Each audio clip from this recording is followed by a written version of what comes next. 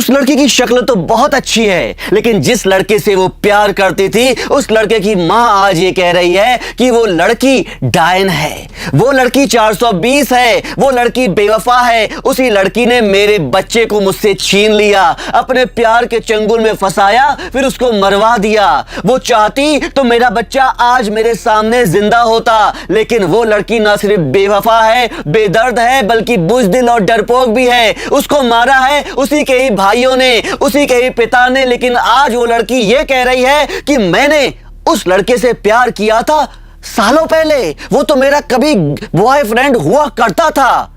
आज वो लड़की मुकर गई है साथियों। इसीलिए इस छोटू को, जो कि बिहार के अररिया का नहीं, बिहार के पटना का छोटू है, उसे न्याय नहीं मिल पा रहा है। न्याय मिले भी तो भला कैसे मिले, जिसे वो जी जान से प्यार करता था, जिसके साथ उसने जीने मरने की कसमें खाई थी, सच्चा वाला प्यार किया था, उसी लड़की ने उसको इतना बड़ा धोखा दिया। उसकी मौत के बाद उसे कभी पता ही नहीं होगा। नमस्कार, सत श्री अकाल, आदाब, गुड डे साथियों। मैं अब की बार फिर से लेकर के आया हूं पटना के छोटू को न्याय दिलाने की मुहिम। यही मुहिम हमसे ये कहलवा रही है कि उस लड़की के खिलाफ खड़ा हुआ जाए जिसका नाम आरती ही है। एक वो आरती है जो कि समाज के लिए, कानून के लिए, सच्चाई के लिए और अपने प्रेमी के लिए खड़ी हुई है हिम्मत से। अपने परिवार, वो परिवार मैं बताना चाहूंगा, वो परिवार जो कि कातिल है, दोषी है, गुनहगार है, निर्दयी है, उस परिवार के खिलाफ खड़ी हुई है। और एक तरफ ये आरती है जो कि इतनी बुज़दिल है, इतनी डरपोक है, इतनी बेवफा है, इतनी बेदर्द है कि उसे अपने प्रेमी के माँ, बाप और भाइयों की आंखों के आंसू नहीं दिखाई देते हैं। हाँ, ये कह सकते हैं कि तुम्हारे भाई ने अगर कत्ल किया है तो तुम कम से कम उसका साथ तो मत दो, हालांकि तुम गवाही दे सकती हो। लेकिन पटना की ये आरती अपने भाइयों के खिलाफ नहीं खड़ी हुई है। ये लड़का, पटना का छोटू, अब तो मर चुका है, लेकिन हमारे रिपोर्टर्स उसकी मां के पास गए, उस बेचारी दुखियारी मां के पास गए जो रोते रोते हमें कुछ सच्चाइयां बताती है। ये सच्चाइयां सुन के आप भी दहल जाएंगे साथियों, क्योंकि ये सच्चाई नहीं है, एक तरीके का पर्दाफाश है जो इस लड़की के खिलाफ है और इस लड़की के घर वालों के खिलाफ है। मां रोते रोते कहती है कि ये झूठी लड़की बोलती है कि मेरे बेटे छोटू से इसका कोई संबंध नहीं था, बहुत पुराना बॉयफ्रेंड था। ये देखिए, वो एक मोबाइल दिखाते हुए कहती हैं कि ये देखिए, इस मोबाइल में जिसने भेजा है उसका नाम आरती है, और ये भेजा है उसी आरती ने जो कि पटना की है, और ये 2 महीने पहले ही भेजा है, और ये कह के भिजवाया था कि ये लो छोटू, मेरे प्यार, मेरी मोहब्बत, मेरे इश्क,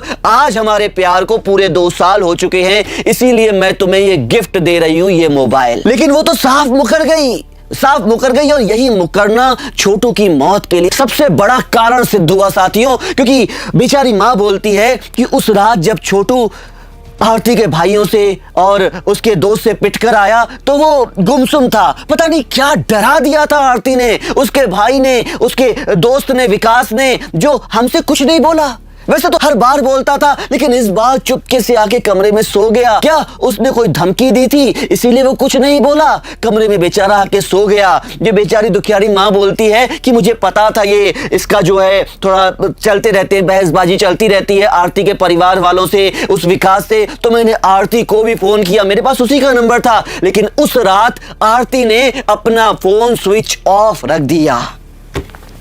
वो बेचारी माँ बोलती है, चलो जो हुआ सो हुआ, तेरे भाई ने मारा, तेरे दोस्त ने मारा, लेकिन कम से कम फोन करके मुझे तो बता देती कि तेरा बेटा आज पिट कर आया है, या तेरे बेटे को ऐसी तकलीफ हुई है, ऐसा मारा गया है कि उसकी जान भी जा सकती है। लेकिन उस बेवफा लड़की ने उस रात अपना मोबाइल स्विच ऑफ रखा। माता पिता को पता नहीं था कि मेरा बेटा इस कदर पिट कर आया है। कुछ अंदरूनी साथियों, एक बात और बताना चाहूंगा कि कोई प्रोफेशनल किलर जिस तरीके से कत्ल करते हैं ना, उसी प्रकार पटना के इस छोटू का कत्ल किया गया है। जब वो अपने घर में आया पिट करके, तो उसके चेहरे पर ऊपर से कोई निशान माँ बाप को नहीं नजर आए, अंदरूनी कोई ऐसी मार उसको मारी कि रात बीच में उसकी तबीयत इतनी खराब हो गई कि सुबह होते होते वो बिल्कुल मतलब मरने की कगार पे था। मरने से 10 मिनट पहले उसने अपनी माँ को बताया, केवल 10 मिनट पहले, कि मुझे आरती के भाई ने, उसके दोस्त ने, आरती के भाई चंदन ने, उसके दोस्त विकास ने और एक और दोस्त मनीष ने पीटा है, और अब मैं बच नहीं पाऊंगा। जरा सोचिए दोस्तों,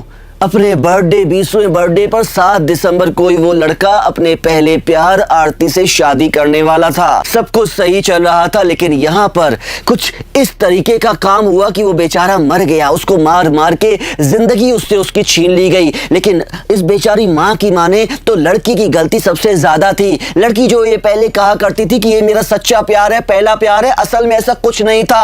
प्यार तो मेरे मासूम से बेटे ने किया, सच्चा वाला, जो उसने मौत की सीढ़ी लगाकर प्रभु के पास पहुंच गया। लेकिन वो लड़की इतनी बेवफा निकली, इतनी झूठी निकली कि जब हम इसकी लाश को ले गए पुलिस स्टेशन में तो ये लड़की वहां पे उसको देखने तक नहीं आई। और देखना तो चलिए छोड़िए, मिलने नहीं आई, देखने नहीं आई। जो इसको पकड़ा गया, इसकी आंख में एक आंसू नहीं था। इसका बयान भी कुछ रिपोर्टर्स ने लिया जब ये पकड़ी जा रही थी, लेकिन तब भी इसके चेहरे पर कोई शिकन, कोई दुख, कोई आंसू आंखों में नहीं थे। मां को ये बहुत खल रहा है। मां बोलती है कि लड़की जिसका नाम आरती है ये बॉक्सर थी, खेल कूद ज्यादा किया करती थी। इसका भाई लेकिन क्रिमिनल था, इसी ने मेरे बेटे को मार दिया। अब जरा सोचिए साथियों, किस प्रकार की वो लड़की होगी जो कि अपने प्रेमी के लिए खड़ी भी नहीं हो पा रही है। उस प्रेमी के लिए जो उसका पति बनने वाला था, शादी की तारीख तक निश्चित हो चुकी थी, भला वो क्या जिंदगी भर उसका साथ निभाती। हालांकि ये दुखद बात रही कि छोटू मर गया, उसको उसकी आत्मा को शांति मिलनी चाहिए। लेकिन हम भी क्राइम वर्ल्ड के दर्शकों से इतना ही कहना चाहते हैं कि इस प्रकार की जो वारदातें अक्सर हो रही हैं बिहार या फिर हमारे देश में, या फिर उन छोटी सोच वाले लोग ये काम कर रहे हैं, ये कृत्य कर रहे हैं, जिनको इतना पता ही नहीं है कि प्यार कोई पाप नहीं होता है। साथियों, माना प्यार कर लिया, लड़की राजी, लड़का राजी, सब कुछ राजी, तो आप क्यों तकलीफ दे रहे हैं उनको?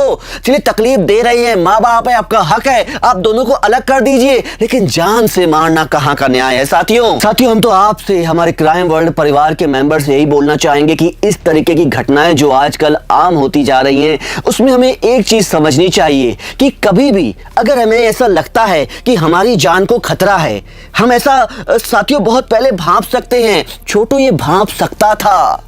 कई बार उसकी जो लड़ाई हुई वो विकास के साथ हुई, लड़की के भाई के साथ हुई, वो भांप सकता था कि उस रात जब चंदन उसे घर में लेने आया है, इसीलिए क्योंकि उसे डीजे की बात करनी, शादी में डीजे कौन सा बजाएंगे, तो उसको ये भांप लेना चाहिए था कि मैं अकेले उसके पास ना जाऊं। हो सकता है मेरे पर कोई वार कर दे, मुझे कोई नुकसान पहुंच जाए, लेकिन यहां पर छोटू इस खतरे को नहीं भांप पाया।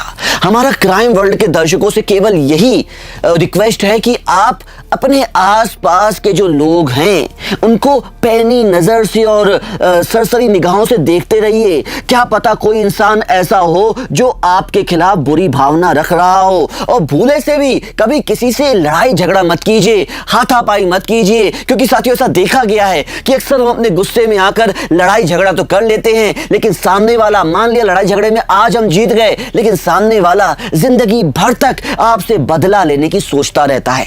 अगर छोटू को ये लगता था कि आरती के घर वाले उसे पसंद नहीं करते हैं या फिर उसका भाई उसे पसंद नहीं करता है, तो मेरे ख्याल से उसे आरती के माता पिता के साथ बैठकर समझकर इस मुद्दे को सुलझाना चाहिए था। लेकिन सच्चाई यह भी है साथियों कि यहां पर छोटू, आरती और दोनों के घर वाले बहुत हद तक इस शादी के लिए राजी हो चुके थे। एक बाहर वाले विकास ने आकर ये सारी आग लगाई। तो दूसरी सीख आप ये ले सकते हैं साथियों कि अपने घर के मामलों में किसी बाहर वाले को कभी भी इन्वॉल्व मत कीजिए। साथियों उम्मीद करता हूं कि आपको आज की ये सच्ची घटना पसंद आई होगी। हम इस छोटू की जिंदगी के लिए भी, इस छोटू को न्याय दिलाने के लिए भी अपनी मुहिम जारी रखेंगे और हर बार आपको कोई भी ऐसी अपडेट होती है जो पटना केस, आरती छोटू केस में हमको मिलेगी, हम आपके सामने प्रस्तुत करते रहेंगे। लेकिन आपसे भी एक रिक्वेस्ट है कि क्राइम वर्ल्ड के कमेंट बॉक्स सेक्शन में आप अपने विचार जरूर लिखिए, क्योंकि विचार हमें बहुत मोटिवेट करते हैं, बहुत मेहनत लगती है साथियों। इसीलिए आपसे गुजारिश है कि आप प्लीज हमारे चैनल को सब्सक्राइब भी कीजिए, वीडियो पसंद आया हो तो लाइक व शेयर भी कीजिए और कमेंट बॉक्स सेक्शन में अपने विचार, सुझाव, शिकायत या फिर तारीफ जरूर लिखिए। साथियों अगली बार फिर मिलूंगा, फिर किसी नई सच्ची घटना के साथ। तब तक के लिए मुझे इजाजत दीजिएगा। नमस्कार।